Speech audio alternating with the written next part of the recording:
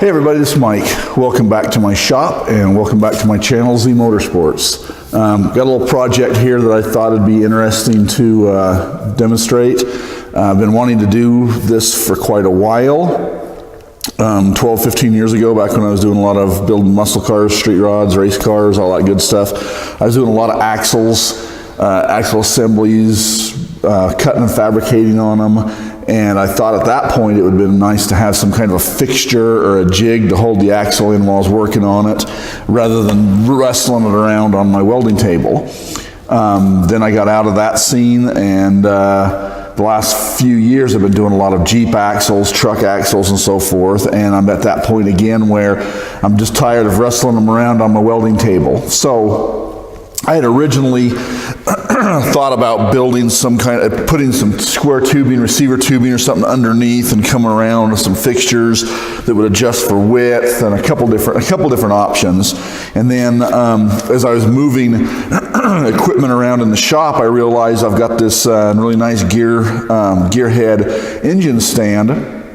So I think what I'm going to do is I've got a piece of 3/8 inch, 3-inch flat here that I'm going to drill and basically be able to bolt, make more or less an adapter or a fixture, if you will, that I can take on and off. It'll be less to store, even though I've got a little more room in here. I don't want to start eating up a bunch of space with items that I'm not going to be using on a daily basis. So this will be an attachment, if you will, that will bolt to my engine stand, and this will be the mounting point, and then I'll have a piece of 2x3 tubing, and then a piece of 2-inch tubing that will, I think it's 30 inches. I've already cut all my materials and everything, so anyway, it'll run across the front, and then the receiver tubing will basically, I'll machine some bungs, some threaded bungs, so that these will slide along so I can adjust the width. And I have some more 2x3 here that will come off and mount off the front. And so basically these two arms will be able to move around where the center pumpkin is on the axle. And that way I can just unbolt it and maybe make a fixture or something to hang it on the wall in the storage bay or something. But anyway, that's kind of what I'm thinking. Then I started thinking, well, rather than, I'd go one step further, and I'm actually going to cut a recess in the 2x3 tubing, that's the arms that stick out. And then I also dug through some stock, some scrap pieces I had, and I have some 4-inch tubing. So I think I'll cut these in half, so that half will be welded down into the tubing and the other half will act as like a clamshell clamp. So I'll machine a hinge for the back side and probably just a couple of round pieces where I can flip it over, put a pin through the front, and then on the top side I'll have a bolt that'll go down and tighten down on the axle as the axle's sitting in this, in the end, like so. So it's going to be pretty simple in all intents and purposes of it, but I want it to make it nice because I got a feeling I'm going to be doing a lot of axles here. I've been doing quite a few over the last few years, and I'm just tired of wrestling them around here. My son's getting ready to build axles for his new Jeep project. A guy I know hit me up a couple weeks ago, wants me to build the axles for his new Jeep after the first of the year sometime. So I think it'll get a little bit of use. So I figured I'd just take maybe a Saturday here and knock this out real quick.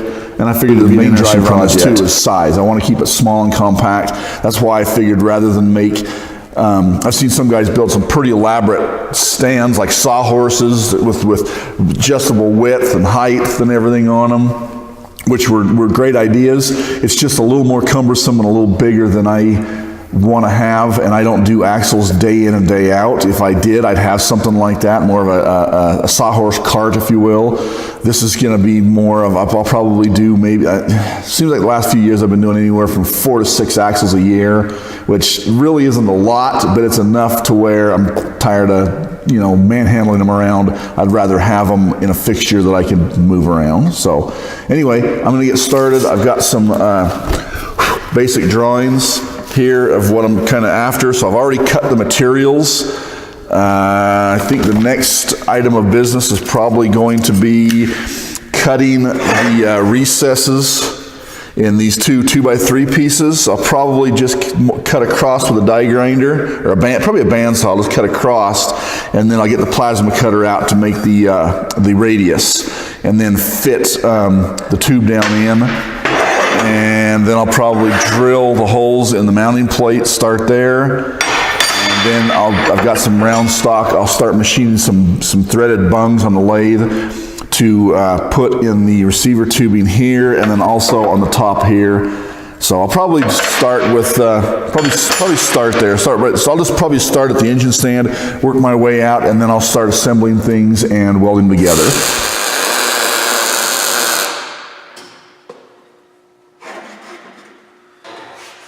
And then move on to the actual weld.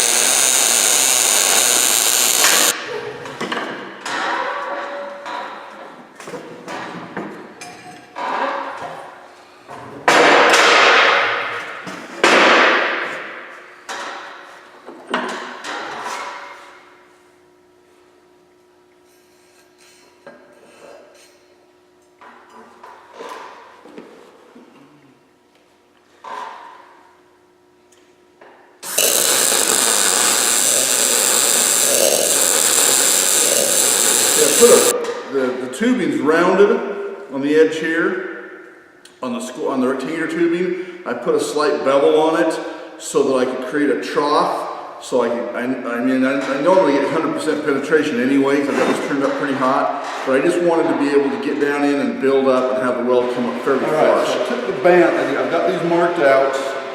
I marked over on each side. I took the bandsaw and cut a slit through there, and then I took this and used that as a template, come down 2 inches, so up an inch. Now I'm just going to, for speed's sake here, I'm just going to take a plasma cutter and just carve that out on each side, pull it out, clean it up a little bit, and this piece should fit right down in it.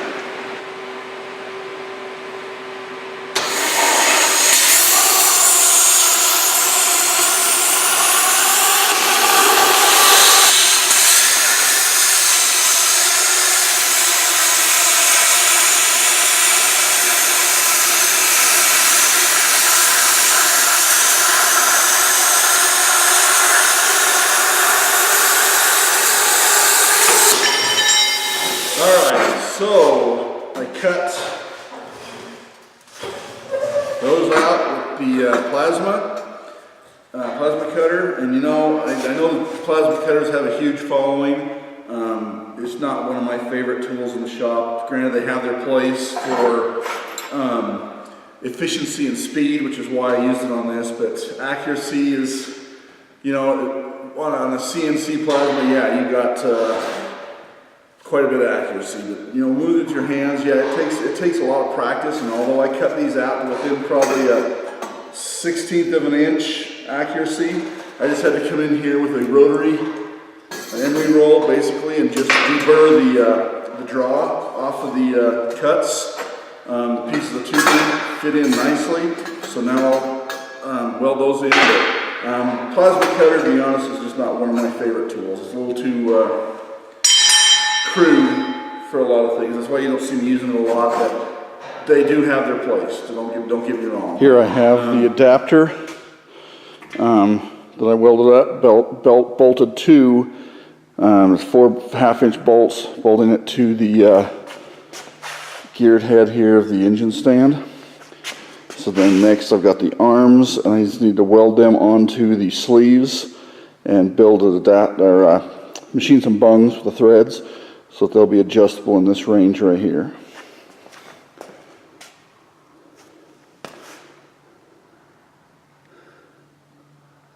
Here are the 2 arms that I've got the saddles welded in, and then end caps welded on just for cosmetics is all. Now generally I'm not too big on grinding welds, if you've seen in some of my other videos, but when I put this half a piece of pipe down in here, there was a pretty good, I want to say a gap, but there was this was squared off, and then this is quarter wall. So there was a definitive edge here, and then another one on the side here. There was a hard edge, and the weld was sat down in between those two. So rather than have those two hard edges, I took an emery roll and kind of come here and in here at an angle and broke those two edges and just kind of rolled this one into this one and this edge into this one. So I just kind of blended those couple of corners there. And then, like I said, then I come in and welded the caps on these ends. So there's those two done. Next, these here two pieces will sit on top. I will machine a hinge assembly for back here, which is probably just going to be 3 pieces of tubing with a hole drilled in it, and probably like a 5/16 by 2.5 inch bolt through that one. And then this one here, kind of the same thing, but I'll put a quick release pin through this one so that this will be able to pivot out of the way, set the axle in, pivot it back. And then on top here, I will machine a bung that's threaded so I can run a bolt down in and push down and basically lock the axle into position inside of those collars like that. Then I need to come over here and cut 2.5 inch notch out of here so I can weld the sleeves into that, and then that should be about it. Getting ready to part this off here. I'm going to just take and make sure my parting tool is squared up with the center line of the lathe, and it's just a quick, simple, there's several ways of doing this. I generally just take and put a square across on the tool post to the chuck, and it should be perpendicular. Then one last check is to go in and make sure your height is set properly. You want it at or slightly above for parting.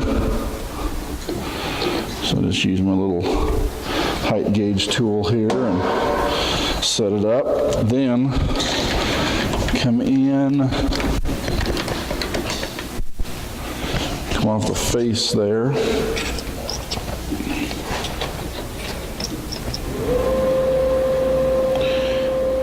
Where I just kind of can sweep across that and not catch it. That way you know you're right on. And then whatever measurement you want to make, or whatever distance you want to cut that at, I'll cut this one, this will be the first one, I'll cut this one at 5/8. So then I'll just go ahead and come in. 1, 2, 3, 4, 5, 625. Okay, so here's where we're at now. I've got the hinge side done. So what I did is I measured, this is actually 2 inches wide, this rectangular tubing, but where the rolled edges are, I didn't want the hinges to hang outside of that, because first of all, as it rolls off, there's going to be less material there to weld. So I just made this hinge assembly about 1 3/4 inches wide, and then I'll just leave a real slight gap. Maybe I'll stick a feeder gauge or something in there, or just eyeball it. Leave a little bit of a gap between each of the components, and that way it'll be right before it rolls off this edge is where the actual components will rest, so that it won't hang out over the edge. So I've got the hinge side machined, and then I've got the clevis pin side, quick release pin, and I just picked up a couple of these quick release pins from, I think I got these from Tractor Supply, and basically this side, the hinge side, will have a nylock nut on it, snug down, to allow the clamshell to pivot. And then this side, the clasp side, will just have this quick release pin that goes through.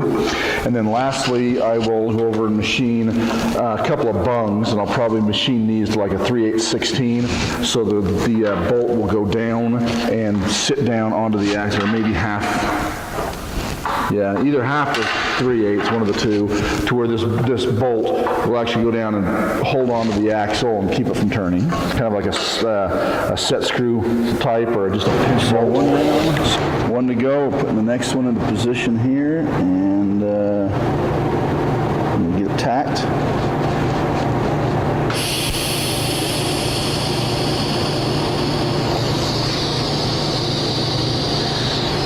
Double check pins.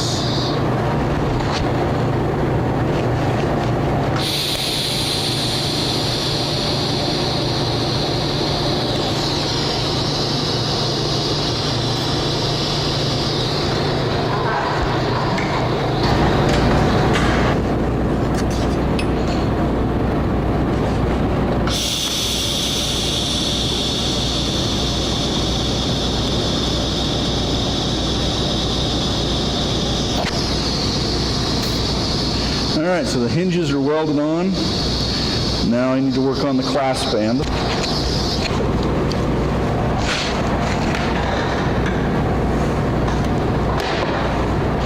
Touch up my tungsten there a little bit. I got a little bit of contamination on the tip of that.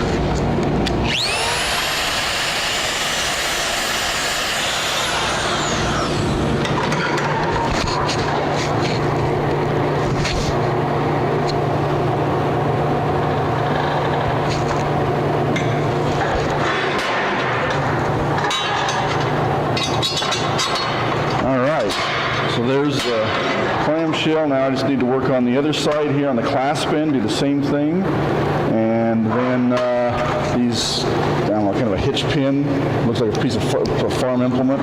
We'll go through there and latch that, and then the bolt will go down through here and pinch down on the axle.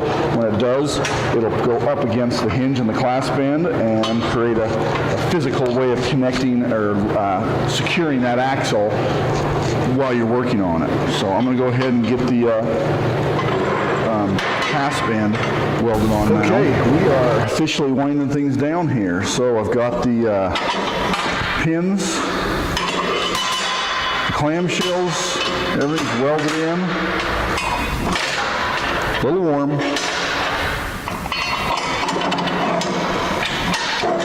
So that's how that will go. So now I just need to machine the bungs for the top, and probably use a 3/8 bolt down through this. I just need to machine some bungs to weld up on top here, and then also bungs to weld up on top of here. And then lastly, this I'll just take and cut. I'll cut in the 2.5 inch square into here, weld these on, and then these are what slide on the other piece, and then that's pretty much it, ready for a test run. And if everything works out as good as I'm thinking it does up here, then I'll be able to slap a little paint on it and to find center on this. I've already found center front to rear, my Y, so I'm just going to put my edge finder in here, come down in and find center on the X.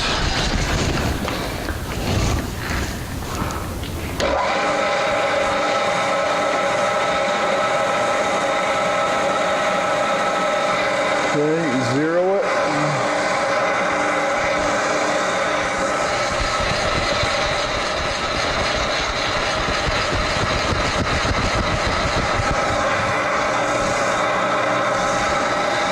And wait till it just kicks, it trues up.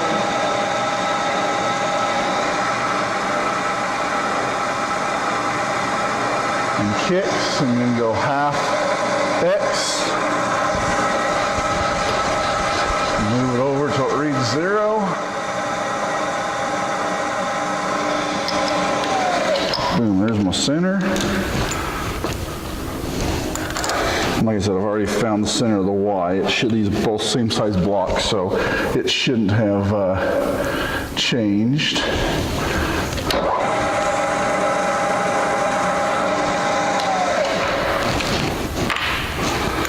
5/16 bit.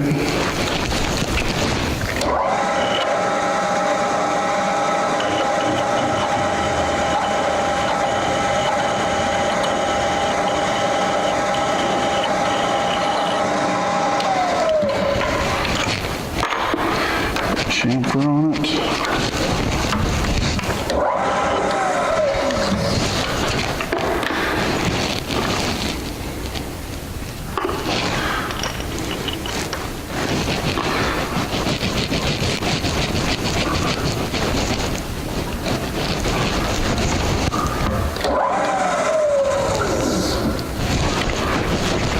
Just get her started is all.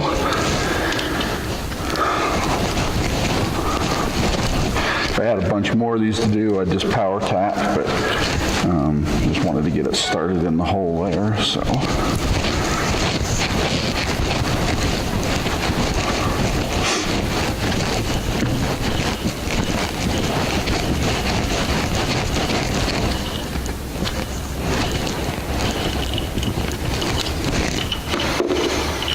Okay, now we're ready to deburr the insides, and those already have a bunch of similar setup here. I've got my stop set up. Just going to bring that in real quick. I'm going to find the center here, and then I'll find the center here, and I should be able to do the other one once I indicate this one. They should both be the same.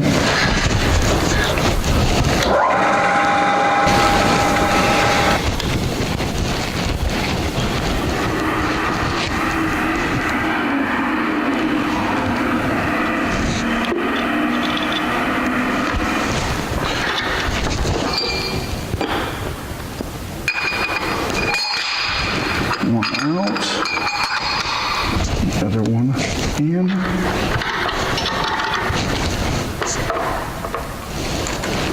Little deburr here.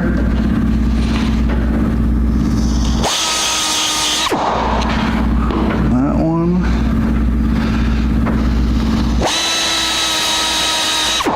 And that one. Okay, these are ready for I haven't had the opportunity to use my weld positioner too awfully much. I've had it about 1.5 years now.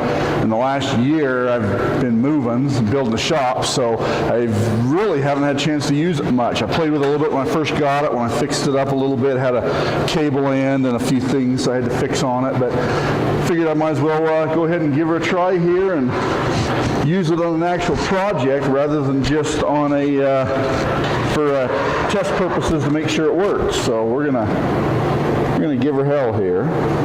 I definitely need to get my TIG arm fabricated. That's on my whiteboard of list of things to do, but it's a little bit on the back burner here, but this may push it to the forefront.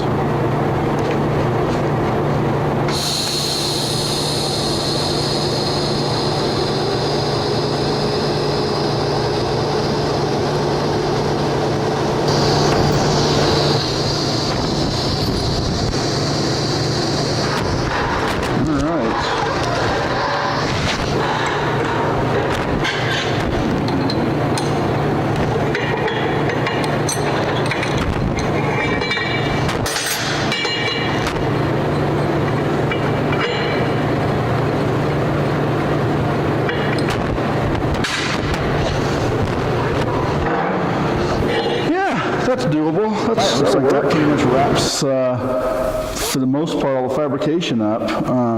I just use the MIG to go around and weld the 2.5-inch square tubing onto the 2x3 rectangular tubing. I'll probably slap a coat of paint on it and then just run a tap just to clean up. Hell, maybe I don't need to. These threads didn't get too bad from the heat, so I will go ahead. So let's set the axle in there, put it over, pin it, tighten the bolt down, hold the axle, and that pretty much is it. So I think I'll slap a coat of paint on this really quick and maybe take a couple of last minute parting shots and call this project done. So I got it all painted. Thought I'd show one last little clip here of it all done. I went ahead and chased the holes with the tap real quick after the painting. So here's how everything works. Looks like, so you open it up, both sides up, set the axle in, pin it, then tighten the bolts down, and it locks the axle in there. So I think what I might do is add, the paint's still, I mean, it's dry, but I just barely painted about an hour ago. So I think what I might do is glue some rubber down in the bottom there. I've got those rubber mats from my toolboxes from my workbench, so I think I might cut a couple of strips about 2 inches wide, maybe 1 3/4 wide, and just lay down in the bottom there. So when you set an axle in, it'll kind of sit in that rubber, and I'll use some contact adhesive on the bottom there. But anyway, that's my version of a axle fixture for hooking it to the engine stand. So I appreciate you taking the time to watch, and if you like what you see, give me a thumbs up, and don't forget to subscribe, and I welcome the comments. If there's something you want to see in the shop here, let me know, and I'll see if I can accommodate it. Thank you very much, and again, thanks for watching.